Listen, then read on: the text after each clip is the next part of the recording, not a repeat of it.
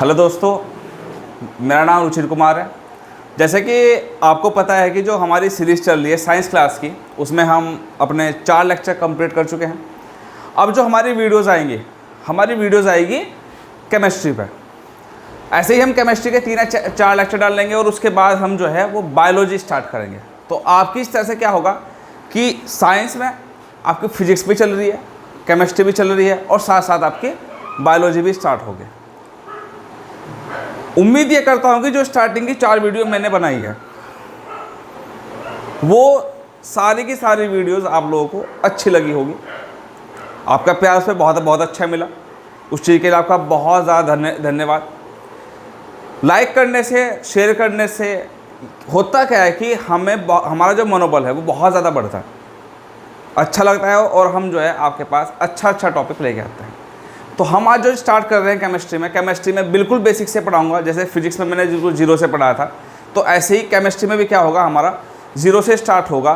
तो वीडियो को अंत तक देखें, अपनी कॉपी पेन लेके नोट्स बनाना स्टार्ट करिए, क्योंकि एग्ज़ाम हमारे बहुत ही नज़दीक है। तो अगर हम बात केमिस्ट्री करते हैं,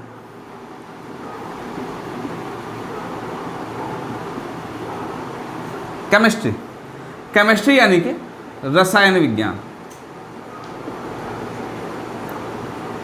बहुत से बच्चों के कमेंट भी है और बहुत से बच्चों की ऐसी रिक्वायरमेंट भी है कि सर केमिस्ट्री में हमारे कुछ टॉपिक बहुत वीक हैं। फॉर एग्जांपल, जैसा मैं टॉपिक ले लेता हूँ कार्बन एंड इट्स कंपाउंड। जो कार्बन और उसके यौगिक है उसमें बच्चों को बहुत ज़्यादा डिफिकल्ट है। सेकंड, जो पीरियोडिक टेबल है उसमें बच्चों को बहुत ज़्यादा दिक्कत है। तो हम ये कोशिश करेंगे कि जो केमिस्ट्री में स्टार्ट कर रहे हैं वो बिल्कुल आपका 0 से चले।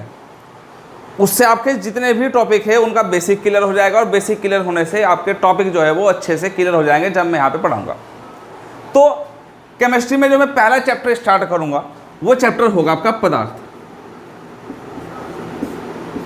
पदार्थ यानी कि मैटर। और पदार्थ को ही हम क्या कहते हैं, द्रव्य। देखिए, द्रव की बात नहीं कर रहा हूँ मैं बात कर रहा हूँ द्रव्य, क्योंकि जो द्रव होता है उसे हम लिक्विड कहते हैं। ठीक है, तो मैं जो बात कर रहा हूँ मैं बात कर रहा हूँ पदार्थ पे यानी कि द्रव्य पे। केमिस्ट्री का बहुत ही ज़्यादा बेसिक टॉपिक है, यहीं से स्टार्ट होगा आपका सारा का सारा केमिस्ट्री का बेसिक। तो हम जो स्टार्ट करते हैं वो करते हैं अपना टॉपिक पदार्थ।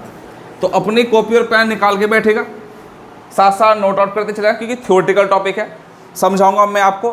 और अगर आपके कोई भी चीज़ समझ में नहीं आती है तो आप उसे कमेंट सेक्शन में जरूर लिखें, मैं आपका आंसर जो है वहीं पे दे दूंगा। तो केमिस्ट्री में हम स्टार्ट करते हैं, और केमिस्ट्री में स्टार्ट करते हैं हम पदार्थ यानी कि मैटर स्टार्ट करते हैं। देखिए, सबसे पहले हम बात करते हैं कि पदार्थ क्या है। अगर इसके हम अर्थ की बात करते हैं कि पदार्थ क्या है, मीनिंग की बात क्या करते हैं। देखिए, पदार्थ क्या होता है, पदार्थ जो कि स्थान घेरता है, जिसका अपना कोई पृथ्वी पे अस्तित्व है। ठीक है, कहने का मतलब यह है कि जिसका कोई भी आकार हो, जिसका आकार है। देखिए, आकार में ये नहीं है कि सर छोटे छोटे बहुत सारे कण होते हैं जो हमें दिखाई नहीं देते तो उनका अस्तित्व नहीं है। देखिए, पृथ्वी पे जो कुछ भी है उसका अपना कोई ना कोई अस्तित्व है, बशर्ते कि हमें वो दिखाई दे चाहे ना दे। अगर पृथ्वी पे कोई भी चीज़ है तो उसका अपना अस्तित्व है। ठीक है, दूसरी बात, तो क्या हो, जिसका आकार हो। दूसरी बात, जो स्थान घेरता हो,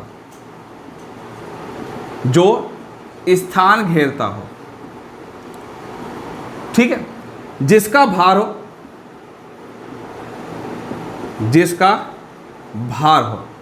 ठीक है, जिसका क्या हो, भार हो, और जिन्हें ज्ञानेंद्रियों द्वारा, अब ज्ञानेंद्रिया क्या होते हैं, जो हमारे सेंसर्स होते हैं, जो सेंसिटिव्स होते हैं, यानी कि हमारे आँख हो, नाक हो, कान हो, हाथ हो, हमारी त्वचा हो, स्किन हो, वो सब क्या कहते हैं, हमारे जिन्हें ज्ञानेंद्रियों द्वारा महसूस किया जा सके, वो सब क्या कहलाते हैं, आपके पदार्थ कहलाते हैं। यानी कि पदार्थ क्या होता है कि जो जिसका आकार हो, जो स्थान घेरता हो, जिसका भार हो और जिन्हें ज्ञानेंद्रिय द्वारा महसूस किया जा सके, वो सब क्या कहलाते हैं, आपके पदार्थ कहलाते हैं। तो ये पदार्थ का क्या हुआ, बिल्कुल इंट्रोडक्शन है कि पदार्थ क्या होता है। ठीक है, अब पदार्थ के बाद हम बात करते हैं इसमें पदार्थ की अवस्थाओं के बारे में। तो पदार्थ की अवस्थाएं कितनी होती है, अब उनके बारे में थोड़ा सा हम डिस्कशन कर लेते हैं। उन्हें आप बहुत अच्छे से पढ़ेगा कि इसमें आपको मैं 2 टॉपिक ऐसे बताऊंगा जो आपने नहीं पढ़े हैं। ठीक है, देखिए सामान्यतः अगर हम बात करें कि पदार्थ की अवस्थाएं,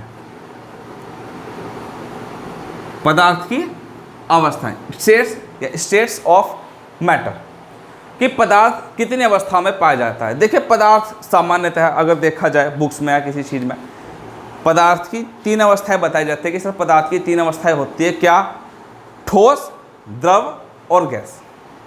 लेकिन मैं आपको जो बताऊंगा वो बताऊंगा पदार्थ की 5 अवस्थाएं, कि पदार्थ क्या होता है, अपनी 5 अवस्थाओं में डिवाइड रहता है। कुछ नया होगा, समझने की कोशिश करेगा कि 5वीं अवस्था है, चौथी अवस्था कौन सी है, क्योंकि एग्जाम में आजकल जो है ये क्वेश्चन बहुत पूछा जाता है कि पदार्थ की चौथी और 5वीं अवस्था कौन सी होती है। तो बहुत ही ज़्यादा ध्यान से लिखेगा कि कितनी अवस्थाएं होती हैं।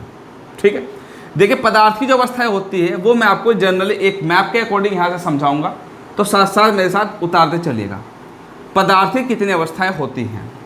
ठीक है, देखिए ध्यान से देखिएगा, पदार्थ की टोटल अगर देखा जाए तो, अगर बुक्स के अकॉर्डिंग देखा जाए तो अब तक आपके बुक में पढ़ा कि सिर्फ पदार्थ की 3 अवस्थाएं होती हैं, और मैं कह रहा हूं कि पदार्थ की 5 अवस्थाएं होती हैं। अब ऐसा ही नहीं कि मैं हवा में कह रहा हूं कि सर पदार्थ की 5 अवस्थाएं होती है, बता मैं से आपको 3 ही दूंगा, मैं आपको 5 की 5 अवस्थाएं बता दूंगा कि पदार्थ की 5 अवस्थाएं कौन सी होती हैं, यानी कि जो मैटर की स्टेट्स होती हैं वो कितने प्रकार की होती हैं। ठीक है, तो पदार्थ की अगर हम पहली अवस्था देखें, पदार्थ की पहली अवस्था होती है ठोस, ठोस यानी कि सॉलिड। ठीक है, अभी तो मैं सिर्फ आपको इनके नाम बता रहा हूं और फिर मैं इनके जो है प्रकार के बारे में बताऊंगा, इनके गुणों के बारे में डिस्कशन करेंगे इसमें। नंबर 2 की पर हम बात करते हैं, वो होता है द्रव यानी कि लिक्विड। ठीक है, नंबर 3 पे हम बात करें तो बात करते हैं गैस पे। तो पदार्थ की तीसरी अवस्था कौन सी होती है, गैस। तो बेसिकली ये आपको पता है कि पदार्थ की कितनी अवस्थाएं होती हैं, 3 अवस्थाएं होती हैं, कि ठोस, द्रव और गैस। ठीक है, 3 अवस्थाएं पढ़ी। अब सबसे इंपॉर्टेंट टॉपिक आता है कि सर पदार्थ की चौथी अवस्था कौन सी होती है और पदार्थ की 5वीं अवस्था कौन सी होती है, जो कि दोनों ही इंपॉर्टेंट है, दोनों ही टॉपिक इंपॉर्टेंट है। ठीक है, ये जो मैं आपको पढ़ा रहा हूँ, जो आपका टॉपिक चल रहा है पदार्थ, देखिए ये कोई एक स्पेशल एग्जाम्स के लिए नहीं है, आपके सभी एग्जाम्स के लिए है। मैं सभी बच्चों को बता रहा हूँ कि चाहे वो 11th का पढ़े, 12th का पढ़े, 9th का पढ़े, 10th का पढ़े, कोई सा भी एग्ज़ाम्स दे, इन सब एग्ज़ाम्स में ये इंपॉर्टेंट है। तो मैं सभी बच्चों के लिए बना रहा हूँ ये वीडियो, कोई एक स्पेशल क्लास के लिए नहीं है, ये सभी प्रकार के बच्चों के लिए है। तो इसे सभी लोग बच्चे जो हैं वो ध्यान से देखें।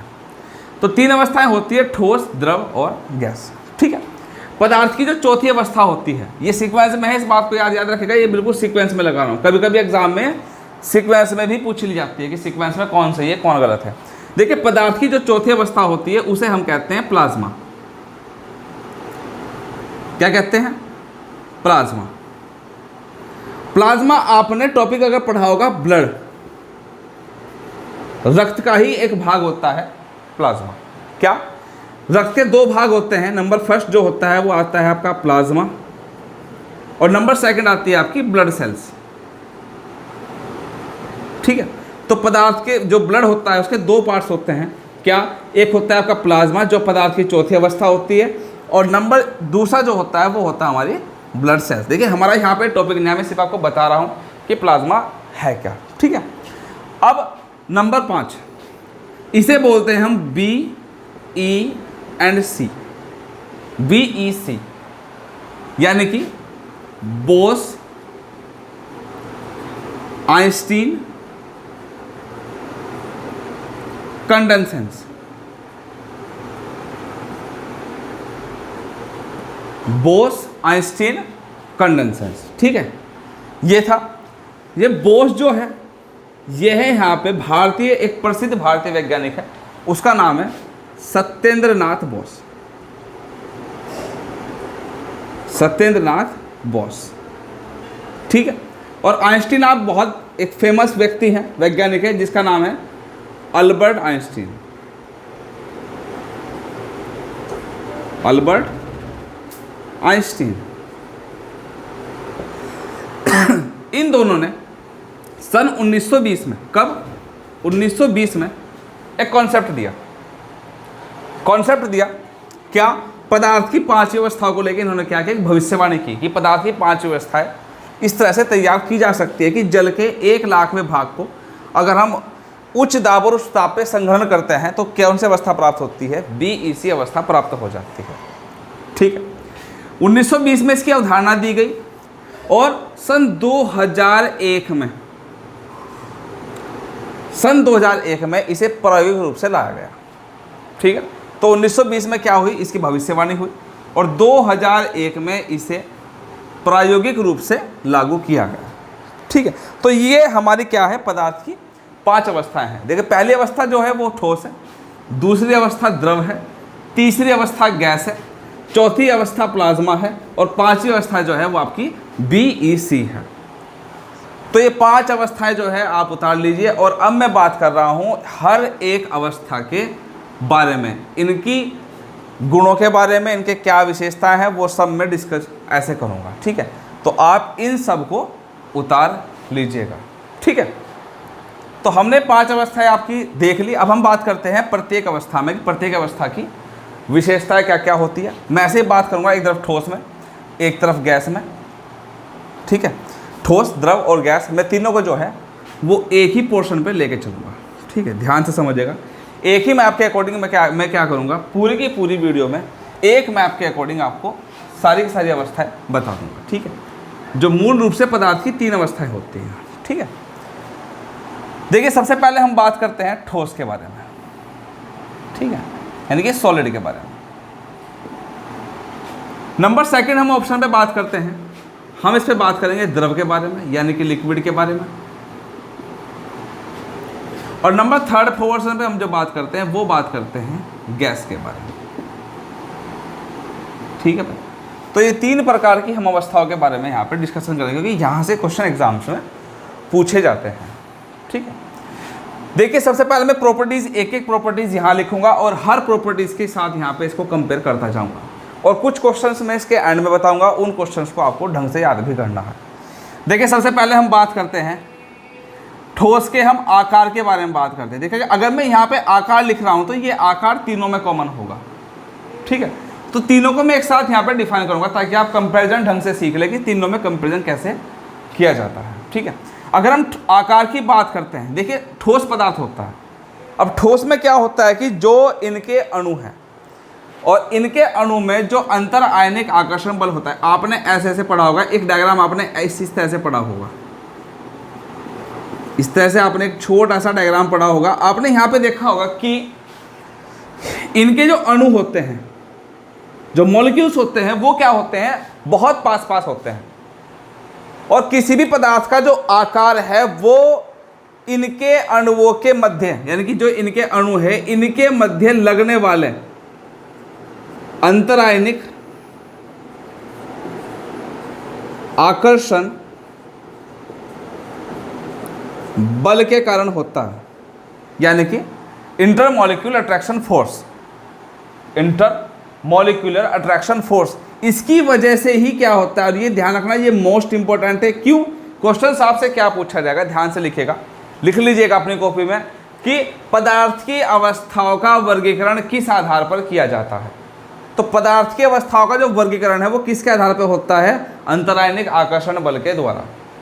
क्योंकि इसी अंतरायनिक आकर्षण बल के द्वारा क्या होगा, ये ठोस, द्रव और गैस में कन्वर्ट हो जाएंगे। अगर इन अणुओं के मध्य अंतर आयनिक आकर्षण बल बहुत ज़्यादा है तो वो ठोस कहलाएंगे। अगर इनके अणुओं में अंतर आयनिक आकर्षण बल कम है तो वो द्रव कहलाएंगे, जिसकी वजह से आपने पढ़ा हुआ है कि द्रव को अगर किसी भी बर्तन में डाला जाए तो वो उसी का आकार ग्रहण कर लेते हैं। ठीक है, वो किसकी वजह से करते हैं, क्यों, क्योंकि इनके अंतर आयनिक आकर्षण बल कम होता है। ठीक है, अब गैस के बारे में बात करते हैं। तो गैस के अणुओं के मध्य अंतर आयनिक आकर्षण बल क्या होता है, बिल्कुल नगण्य होता है, जिसकी वजह से आप इसे स्वतंत्र रूप से नहीं छोड़ सकते, इसके अणु सभी दिशाओं में फैल जाएंगे। ठीक है। तो ये जो अवस्थाओं का निर्धारण है वो केवल किसके आधार पर किया जाता है? अंतर आयनिक आकर्षण बलों के आधार पर ही किया जाता है। तो मैं आपको इसी तरह से पूरा कॉन्सेप्ट बताऊंगा कि कैसे हमें करना है और कैसे याद करना है, कि हम इसे रटे ना, इसे हम रटे ना, सिर्फ क्या करें, समझें, और समझ के ही हम क्या कर दें, अपना टॉपिक को अच्छे से याद भी कर लें। ठीक है, तो ये वर्ड्स मैं यूज़ करूँगा और जितने भी वर्ड यूज़ होंगे वो वर्ड्स मैं आपको पहले पहले बताता जाऊँगा, और नोट्स भी आप लोग जो है वो साथ साथ बनाते चलेगा। ठीक है, तो बात करते हैं आकार के। देखिए, इनके अणुओं के बीच में जो आकर्षण बल होता है वो बहुत ज़्यादा होता है, जिसकी वजह से ठोसों का आकार जो है वो कैसा है? निश्चित है। ठीक है, जो शेप होती है इसकी वो क्या होती है? बिल्कुल निश्चित होती है, बिल्कुल फिक्स होती है। ठीक है, अगर द्रव को देखा जाए कि इनका आकार कैसा होगा, बहुत से बच्चे बोलेंगे सर इनका आकार अनिश्चित होगा। भाई अनिश्चित नहीं, ठीक है, कि सर निश्चित होगा, निश्चित मान लिया, अनिश्चित होगा, अनिश्चित मान लिया। हमें उसका कारण पता होना चाहिए कि वो निश्चित है तो क्यों है, और अनिश्चित है तो वो क्यों है। देखिए, अगर इसके आकार की बात करते हैं लिक्विड की, तो लिक्विड का मतलब क्या होता है कि अगर आप इसे किसी भी बर्तन में डालोगे तो ये उसी का आकार ग्रहण कर लेगा, चाहे बर्तन बाल्टी हो, ठीक, कोई टब हो, कोई कुछ भी बर्तन हो, जिस बर्तन में आप द्रव को डालेंगे वो उसी का आकार ग्रहण कर लेगा। तो जिसकी वजह से कहा जाए कि जो आकार होता है द्रव का, जो आकार होता है वो क्या होता है? एक अनिश्चित होता है, क्योंकि जिस बर्तन में डाला जाए उसी बर्तन में ये ग्रहण भी कर लेते हैं। और गैस का तो आपको पता ही है, बिल्कुल ओपन किया जाए तो बिल्कुल इसके अणु उड़ जाएंगे, तो ये भी क्या होगा? अनिश्चित होगा। ठीक है, तो मैं आपको सारी की सारी बातें जो है वो एक ही लाइन में बताता जाऊंगा कि क्या चीज़ इसमें आएगी और क्या चीज़ इनमें नहीं आएगी। ठीक है, आकार के बारे हम बात करते हैं। ठीक है, आयतन की हम बात करते हैं, आयतन की, वॉल्यूम की बात करते हैं। देखिए, जिसका आकार निश्चित होगा तो उसका आयतन भी कैसा होगा? निश्चित ही होगा। जो उसका वॉल्यूम होगा वो क्या होगा? इसका निश्चित ही होगा। लेकिन जो द्रव होंगे उनका आयतन क्या होगा? देखो, आप चाहे बर्तन में डाल लो, चाहे टब में डाल लो, कुछ भी डाल दो, रहेगा तो वो एक निश्चित मात्रा में ही। अगर आपने 2 लीटर पानी ले लिया है, आपने उसे बाल्टी में डाल दिया, टब में डाल दिया, किसी भी चीज़ में डाल दिया, रहेगा तो वो 2 लीटर ही, सीधी सी बात है। तो इनका आयतन भी कैसा होता है भाई? इनका आयतन भी कैसा होता है? निश्चित होता है। लेकिन जो गैस होता है इसका आयतन क्या होता है? अनिश्चित होता है। ठीक है, ये सब मैं आपको बताता जा रहा हूँ। नंबर नेक्स्ट पॉइंट हम बात करते हैं, नेक्स्ट पॉइंट पे हम बात करते हैं घनत्व के बारे में। घनत्व यानी कि डेंसिटी। ठीक, डेंसिटी बहुत से बच्चों की सबसे बड़ी वीकनेस होती है कि सर डेंसिटी हमारे याद ही नहीं होती कि डेंसिटी क्या होती है। देखिए, अगर कहा जाए तो होता है इसका न्यूमेरिक फॉर्म, और एक होता है इसका थियोरेटिकल फॉर्म, और एक होता है इसकी ट्रिक, जो मैं आपको बता रहा हूँ। ट्रिक क्या होती है? वस्तु का गाढ़ापन ही क्या कहलाएगा? उसका घनत्व कहलाएगा। ध्यान से समझिएगा, वस्तु का गाढ़ापन ही क्या कहलाएगा? उसका घनत्व कहलाएगा। जो वस्तु जितनी गाढ़ी होगी वो उसका घनत्व उतना ही ज़्यादा होगा। फॉर एग्जाम्पल, हम मान लेते हैं कि सर मैंने जल मान लिया और मैंने शहद मान लिया, हनी। अब शहद आपने देखा जल की तुलना में कठोर होता है, थोड़ा सरलता से नहीं बहते, तो इसका मतलब इसका घनत्व ज़्यादा होता है। दोनों लिक्विड ही हैं, लेकिन हार्डनेस किसकी ज़्यादा है? शहद की है, तो घनत्व किसका ज़्यादा होगा? शहद का ज़्यादा होगा। तो जो वस्तु जितनी ज़्यादा गाढ़ी होगी, हार्ड होगी, उसका घनत्व क्या होगा? उतना ही ज़्यादा कहलाएगा। तो अगर हम डेंसिटी की बात करें तो आपको पता है इनका आकार कैसा है? निश्चित है, तो जाहिर सी बात है इनका घनत्व भी क्या होगा? सर्वाधिक होगा। घनत्व कैसा होगा? सर्वाधिक होगा, सबसे ज़्यादा होगा। क्यों? क्योंकि इनका आकार और आयतन क्या होता है? दोनों का निश्चित ही होता है। अगर हम द्रव की बात करते हैं तो क्या होता है भाई? ठोस से कम होता है। घनत्व क्या होता है? ठोस से कम होता है। और गैस के अगर हम घनत्व की बात करते हैं तो सबसे कम होता है। देखिए, क्वेश्चन कैसे पूछा जाएगा ये मैं आपको बताता जाऊंगा, और थोड़ा सा ध्यान से सुनेगा, कॉपी पेन छोड़ के। क्वेश्चन सीधा सा पूछा जाता है कि सर्वाधिक घनत्व होता है ठोस का, द्रव का, गैस का। देखिए, मैक्सिमम अगर कहा जाए, सर्वाधिक अगर कहा जाए तो किसका है? ठोस का है। और मिनिमम अगर कहा जाए, सबसे कम, मिनिमम किसको कहा जाए? सबसे कम, तो वो किसका होता है? गैस का हो जाता है। ठीक है, तो साथ साथ लिखते चलिएगा कि जो घनत्व है, मैं यहाँ पे नोट पॉइंट करके बता रहा हूँ, घनत्व जो है अगर वो देखें सर्वाधिक, अगर अधिक हम यहाँ देखते हैं, 2 ही पॉइंट मिलेगा तो मैक्सिमम या फिर मिनिमम, यानी कि अगर हम यहाँ पे मैक्सिमम की बात करते हैं तो वो किस में आता है, सॉलिड में आता है। अगर हम घनत्व को मिनिमम की बात करते हैं तो मिनिमम किस में आता है, आपका गैस में आता है। तो ये क्वेश्चन जो है वो इंपॉर्टेंट है, ठीक है। साथ साथ मैं आपको नोट पॉइंट बताते जा रहा हूँ। इसके बाद हम बात करते हैं संपीड्यता। किसकी बात करते हैं, संपीड्यता, कंप्रेसिबिलिटी।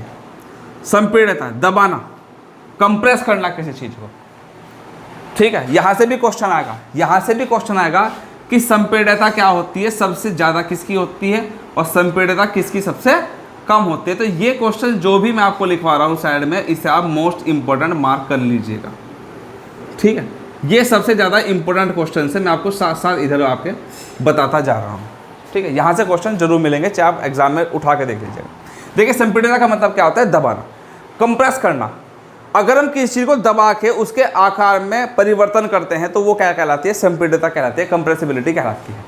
तो देखिए ठोस क्या है, ठोस का आकार और आयतन दोनों क्या होता है, निश्चित होता है। सपोज मान लिया कि एग्जाम्पल के तौर पे कि मान लिया ये ठोस है, ये मैंने एक पिंड मान लिया, ठोस है, ठोस मान लिया। अब अगर मैं इसको यहाँ से दबाऊँ या कुछ भी करूँ तो जाहिर सी बात है इसके आकार में चेंज होगा, लेकिन टूटेगा जरूर। ये क्या होगा, यहाँ से टूट जाएगा, और टूट के तो कुछ भी नहीं होगा, छोटे छोटे टुकड़ों में टूट जाएगा। तो हमें वो निकलना है, सिर्फ टूट जाएगा, टूट के निकलना, इसे स्टोर करना है, यानी कि इसको दबा के स्टोर करना होता है। जैसे कि आप क्या करते हो, हवा भर के गुब्बारे को फुला देते हो तो वो हवा क्या है उसके अंदर स्टोर हो जाते हैं। जैसे कि आपने क्या देखा कि जो हमारे घर में सिलेंडर होते हैं, एलपीजी सिलेंडर गैस जो होते हैं, उनके अंदर क्या होता है कि गैस भरी होती है। आप उन्हें कभी अगर हिला के देखें तो आपको ऐसा लगता है कि लिक्विड भरा हुआ है, तो वो बेसिकली लिक्विड तो है ये, साथ साथ क्या, जब हम गैस को संपीड़ित करते हैं तो वो किस में कन्वर्ट हो जाती है, वो तरल अवस्था में आ जाती है। तो क्वेश्चन इंपॉर्टेंट है कि संपीड़ितता जो होती है वो ठोसों में सबसे कम होती है। क्या होती है, सबसे कम, ठीक है। अगर द्रव में देखा जाए तो क्या होती है, ठोसों से अधिक होती है, ठोसों से अधिक हो जाती है। और अगर हम गैस में देखें तो गैस में क्या हो जाती है, सर्वाधिक हो जाती है। तो संपीड्यता जो होती है सर्वाधिक किसके अंतर्गत होती है, वो गैस के अंतर्गत होती है। तो यहाँ से अगर मैं आपसे एक क्वेश्चन आ जाता है संपीड्यता सबसे ज़्यादा किसकी होती है, तो सबसे ज़्यादा जो होती है वो गैस की होती है, ठीक है। और सबसे कम जो होती है वो किसकी होती है, आपकी सॉलिड की होती है। तो ये क्वेश्चन सारे के सारे इंपॉर्टेंट है सारे, आई बात समझ। इसके बाद हम बात करते हैं गलनांक के बारे में बात करते हैं। देखिए गलनांक को बोलते हैं मेल्टिंग पॉइंट। देखिए गलनांक क्या होता है, वो तापमान होता है जिस पे कोई भी ठोस पदार्थ जो है वो द्रव अवस्था में परिवर्तित हो जाए, वो क्या कहलाता है, हमारा मेल्टिंग पॉइंट कहलाता है। यानी कि जब किसी भी पदार्थ को, ठोस पदार्थ को हम गर्म करते हैं, गर्म करते हैं, गर्म करते हैं, तो एक तापमान ऐसा आता है कि जब वो पदार्थ अपने ठोस अवस्था को त्याग करके द्रव अवस्था में आ जाता है, तो वो क्या कहलाता है, गलनांक कहलाता है, ठीक है। द्रव में गलनांक नहीं होता, इस बात को ध्यान रखें। द्रव में गलनांक नहीं होता, द्रव में होता है क्वथनांक। इंपॉर्टेंट चीज मार्क करना भाई, क्या होता है, क्वथनांक होता है। क्वथनांक यानी कि बॉइलिंग पॉइंट। क्या होता है, बॉइलिंग पॉइंट होता है। अब क्वथनांक क्या होता है, बॉइलिंग पॉइंट में क्या होता है, ध्यान से समझिएगा। बॉइलिंग पॉइंट में क्या होता है कि इसमें क्या होता है, जब किसी भी द्रव को, किसको, जब किसी भी द्रव को ताप दिया जाता है, गर्म किया जाता है, तो उसके बाद उसके अणुओं की गतिज ऊर्जा में वृद्धि हो जाती है, जिसकी वजह से वो द्रव अवस्था अपनी अवस्था को त्याग करके गैसीय अवस्था को प्राप्त कर लेती है, यानी कि भाप बन जाती है, ठीक है। अब मान ला मैंने क्या कहा कि जल है, अगर मैं जल को गर्म करता हूँ, ये गर्म करने का टेम्परेचर का सिंबल है, ठीक। गर्म करता हूँ तो 100 डिग्री सेल्सियस, 120, जितना भी मैं टेम्परेचर बढ़ाता जाऊँगा, इसके बाद क्या बनेगी, यहाँ से भाप बनना स्टार्ट हो जाएगा। एग्जाम्पल प्रेशर कुकर में आपने देखा ही होगा। तो क्वथनांक क्या होता है कि कोई भी द्रव अवस्था जो है वो किस में कन्वर्ट हो जाए, अपनी गैसीय अवस्था में आ जाती है, तो वो क्या कहलाती है, क्वथनांक कहलाता है। और हर पदार्थ के लिए, हर द्रव पदार्थ के लिए क्वथनांक जो होता है वो अलग अलग होता है, ठीक है। गैस की बात करते हैं। अब आप कहोगे सर गैस में गलनांक आता है, क्वथनांक आता है, इसमें दोनों ही नहीं आते। इसमें आता है हिमांक। क्या आता है? हिमांक। हिमांक यानी कि फ्रीजिंग पॉइंट। क्या आता है? फ्रीजिंग पॉइंट आता है। ये भी क्वेश्चन इंपॉर्टेंट है भाई, ठीक है, यहां से इंपॉर्टेंट क्वेश्चन चलेगा। हिमांक फ्रीजिंग पॉइंट कहलाता है। देखिए हिमांक क्या होता है, फ्रीजिंग पॉइंट क्या होता है कि जिस पे हम क्या करते हैं, किसी द्रव को ठंडा करते हैं, ठीक है, टेम्परेचर क्या करते हैं, घटाते हैं। अगर हम किसी द्रव को ठंडा करते हैं और द्रव अवस्था बदल के किस में बदल जाए, ठोस अवस्था को प्राप्त कर लेते हो, उसे हिमांक फ्रीजिंग पॉइंट कहते हैं। एग्जाम्पल के तौर पे बता रहा हूं, कंफ्यूज मत होना, कि अगर मैं जल को फ्रिज में रख दूं, किस में रख दूं, फ्रिज में, रेफ्रिजरेटर में रख दूं, फ्रिज को कर दूं, टेम्परेचर घटा दूं इसका, और 0 डिग्री सेल्सियस पे इसका टेम्परेचर पहुंच जाए, तो आपको पता है कि जल यहां से किस में कन्वर्ट हो जाएगा, बर्फ में कन्वर्ट हो जाएगा। तो द्रव क्या है, जल है, ठोस क्या है, बर्फ है। तो ये जो तापमान होता है उसे हम क्या बोलते हैं, हिमांक बोलते थे, फ्रीजिंग पॉइंट बोल देते हैं, ठीक है। तो एक बार मैं रिपीट कर दे रहा हूं लास्ट वाला पॉइंट जो है, क्योंकि यहां से क्वेश्चंस पूछे जाते हैं। कैसे, अभी बता रहा हूं, देखो ध्यान से समझना। देखिए गलनांक क्या होता है, गलनांक यानी कि मेल्टिंग पॉइंट वो टेम्परेचर होता है जिसपे कोई भी जो ठोस पदार्थ जो है, कोई भी सॉलिड जो है, वो किस में, लिक्विड फॉर्म पे कन्वर्ट हो जाए, वो क्या कहलाता है आपका, गलनांक कहलाता है। क्वथनांक क्या कहलाता है कि जब भी कोई लिक्विड जो है, अगर हम किसी भी लिक्विड को गर्म करते हैं, टेम्परेचर देते हैं, और अगर वो गैसीय फॉर्म पे या फिर आपका वेपर फॉर्म पे कन्वर्ट हो जाए, तो वो क्या कहलाता है, आपका क्वथनांक कहलाता है, ठीक है। और अगर हम हिमांक की फ्रीजिंग पॉइंट की बात करते हैं, तो कोई भी द्रव अवस्था यानी कि लिक्विड जो है, ठीक है, कोई भी लिक्विड जो है, जब वो सॉलिड कंडीशन में आ जाती है, तो इस अवस्था को हम क्या कहते हैं, हिमांक कहलाते हैं। फटाफट एक 2 नोट पॉइंट है, इन्हें लिख लीजिएगा, इंपॉर्टेंट नोट पॉइंट है, कैसा वो तार लीजिएगा, इंपॉर्टेंट है, साथ साथ बताता जाऊंगा। देखो सबसे पहले बात करता हूं मैं जल का क्वथनांक। जल का क्वथनांक कितना होता है भाई, ये होता है 100 डिग्री सेल्सियस, ठीक है, 100 डिग्री सेल्सियस। आपको एग्जाम में 100 डिग्री सेल्सियस भी नहीं देगा, ठीक है, 100 सेल्सियस नहीं देगा आपको, 100 डिग्री सेल्सियस ना दे के आपको क्या दे देगा, यहाँ से 373 केल्विन उठा देगा।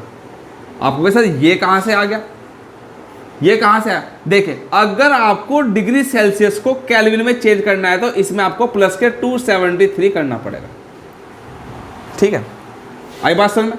यानी कि अगर आपको केल्विन में चेंज करना है, तो आपको डिग्री सेल्सियस प्लस के 273 यहाँ पे करना पड़ेगा। कभी कभी आपसे टेम्परेचर भी वैल्यू पूछ लेता है, चेंज करता है, ठीक है।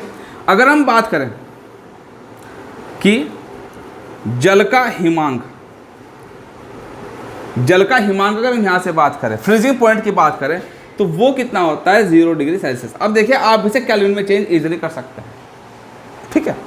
और अगर हम देखें जल का सर्वाधिक घनत्व,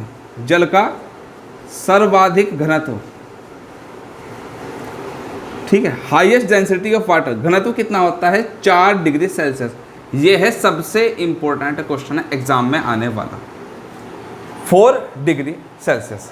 तो ये मैंने बेसिकली आपको क्या बताया, देखिए ध्यान से देखिएगा, मैंने आपको ठोस, द्रव और गैस तीनों के बारे में बता दिया, ठीक है, क्या होते हैं, क्या इनकी प्रॉपर्टीज होती है, क्या नहीं होती, कंपेयर आप कैसे कर सकते हो, क्वेश्चन कैसे कर सकते हो, ये मैं आपको बता चुका। तो फटाफट आप जो है इसको नोट आउट कर लीजिएगा, और इसके बाद में 2 टॉपिक और इंपॉर्टेंट पढ़ाऊंगा, छोटे टॉपिक है लेकिन एग्जाम में क्वेश्चन आते हैं। वाष्पीकरण, ये टॉपिक मैं आपको पढ़ाना था, फटाफट आप इसको नोट आउट कर लीजिएगा। तो हमने क्या किया, अभी जो हमारी अवस्थाएं हैं, 3 अवस्थाएं हमने उसके बारे में पढ़ लिया। अब एक छोटा सा टॉपिक मैं और बता रहा हूँ, क्यों, हमने अभी जो साइंस के जितने भी पेपर्स हुए हैं किसी भी स्टेट्स में, हमने उन पेपर्स का एनालिसिस करा है, और एक ऐसा टॉपिक आया है जो बच्चों का अक्सर करके गलत हो जाता है। टॉपिक गलत नहीं होता, उसका जो कंसेप्ट है वो गलत हो जाता है बहुत ज़्यादा। कैसा, टॉपिक का नाम है वाष्पीकरण। क्या नाम है, वाष्पीकरण। वाष्पीकरण मतलब कि वेपराइजेशन, ठीक है। यानी कि जब हम द्रव को क्या करते हैं, द्रव को ताप देते हैं, टेम्परेचर बढ़ाते हैं, या फिर द्रव का हम क्या करते हैं, टेम्परेचर, ताप बढ़ाते हैं, तो ताप बढ़ाने से उसका क्या होगा, जो उसके अणु होंगे उनकी गतिज ऊर्जाएं बढ़ जाएंगी, और गतिज ऊर्जा बढ़ने से क्या होगा कि ये जो द्रव है ये भाप में कन्वर्ट हो जाएगा। तो द्रव का भाप में कन्वर्ट होना ही क्या कहलाता है, वाष्पीकरण कहलाता है। अब बच्चों क्या क्वेश्चन पूछेंगे, सर बच्चे क्वेश्चन पूछेंगे, सर एक बात तो बताओ फिर क्वथनांक में और वाष्पीकरण में डिफरेंस क्या है, फिर वेपराइजेशन में और बॉइलिंग पॉइंट में डिफरेंस क्या है। ठीक है, अब डिफरेंस सुनो, डिफरेंस क्या है भाई, आप क्वेश्चन पूछो, उससे पहले मैं आपके सारे डाउट जो है यहाँ पे क्लियर करूँगा। ठीक है, देखिए क्वथनांक में क्या होता है कि हम किसी भी चीज़ को एक बंद बर्तन में रखते हैं और बंद बर्तन में रख के क्या करते हैं, उसका टेम्परेचर बढ़ाते रहते हैं। ठीक है, ध्यान से समझिएगा, बहुत ध्यान से समझिएगा, मैं समझा कर आपको। ये एक प्रैक्टिकली चीज़ है, ये क्या है, प्रैक्टिकली चीज़ है। लेकिन वाष्पीकरण क्या है, वाष्पीकरण एक घटना है, ये प्राकृतिक रूप से भी होती है। कैसे, आपने क्या देखा है कि जो पत्तियां होती हैं, आपने क्या देखा है, जो पेड़ होता है, मान लो पेड़ हमने यहाँ पे ऐसे कर लिया और ये पत्ती हमने यहाँ पे देख लिया, पत्ती जो होती है, पत्ती में क्या होता है, पत्ती में होता है स्टोमेटा, स्टोमेटा यानी कि रंध्र। ठीक है, और रंध्रों के द्वारा क्या होता है, इन पत्तियों से पानी भाप बन के ऊपर उड़ जाता है, जिसे हम बोलते हैं वाष्पीकरण की क्रिया। तो वाष्पीकरण यही तो प्रक्रिया है, और या फिर हम इसे क्या कहते हैं, वाष्पोत्सर्जन कहते हैं। ठीक है, हम क्या कह देते हैं, वाष्पोत्सर्जन भी कह देते हैं। अरे भाई ये दोनों एक ही तो क्रिया है कि जल का भाप के रूप में उड़ना ही क्या कहलाता है, आपका वाष्पीकरण कहलाता है। अगर आपने कहीं पानी रखा, डाल दिया, वो भाप बन के ऊपर उड़ गया, बादल बन गए, तो बादल भी किससे बनते, बादल भी तो वाष्पीकरण प्रक्रिया का ही एक एग्जाम्पल है। तो क्वथनांक में और इनमें यही डिफरेंस है, ये प्रैक्टिकल ही चीज़ है। इसमें हम क्या करते हैं, किसी भी चीज़ को एक निकाय के रूप में सिस्टम पे गर्म करते हैं, लेकिन ये क्या होता है, आपका प्राकृतिक रूप होता है। तो वाष्पीकरण समझ के, और क्वथनांक भी आप लोग समझ गए डिफरेंसेस क्या होता है। अब मैं जो आपको समझाने वाला हूँ वो अब समझो कि मैं समझाने वाला क्या हूँ। समझाने वाला हूँ फैक्टर अफेक्टिंग ऑफ वेपराइजेशन, यानी कि वाष्पीकरण को प्रभावित करने वाले कारक। सबसे ज़्यादा क्वेश्चन गड़बड़ यहीं से हो रहे हैं आज के। ठीक है, वाष्पीकरण को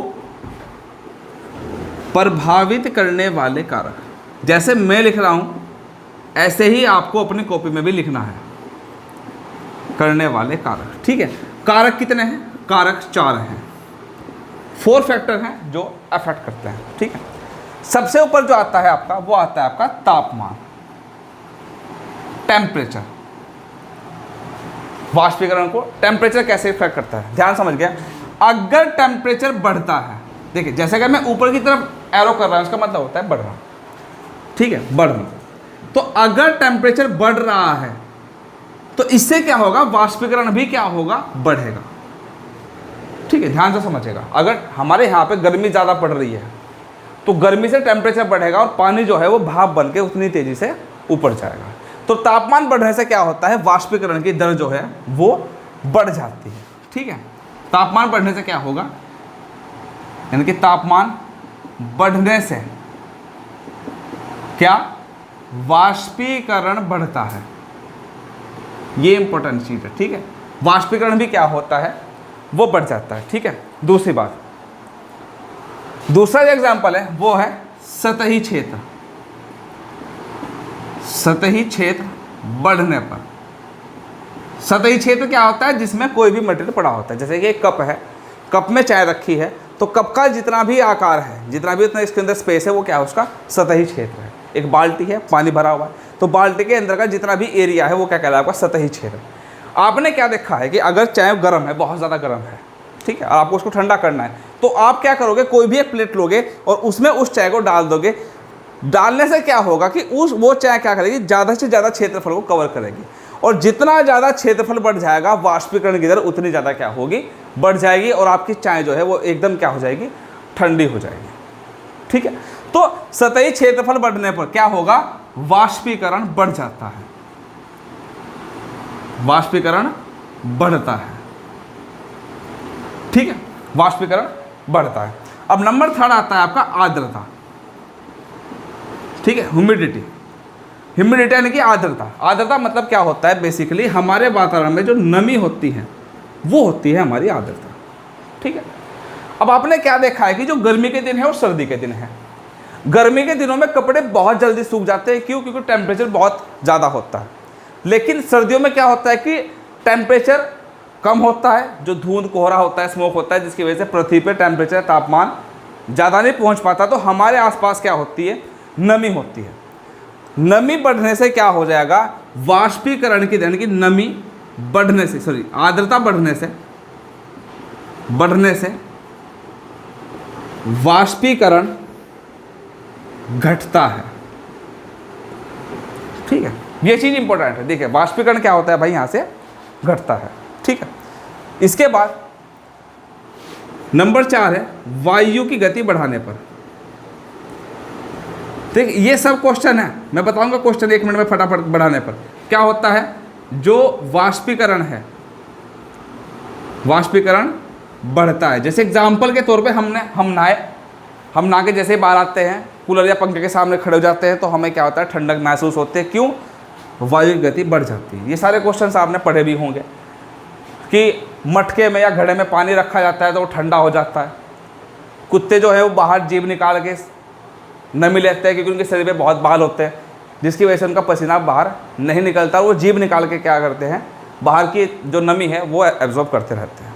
ठीक, ऐसे आपके बहुत सारे एग्जाम्पल्स यहाँ पे आपको देखने को मिलेंगे। क्या कि सर गर्मियों में कपड़े जल्दी सूख जाते हैं, सर्दियों में कपड़े नहीं सूखते, तो सारे आंसर आपको जो है वो इस कंडीशन से मिल जाएंगे। तो ये आज का हमारा टॉपिक था। हमने इसमें पदार्थ पढ़े, पदार्थ की अवस्थाएं पढ़ी, और हमने एक छोटा सा टॉपिक पढ़ा वाष्पीकरण, जो कि बहुत ज़्यादा इंपॉर्टेंट है, एग्जाम में कई बार आया हुआ भी है। तो उम्मीद करता हूँ कि आज का जो टॉपिक मैंने पढ़ाया वो आपके अच्छे से दिमाग में आया होगा। आप इसके नोट्स बनाइए, पढ़ें।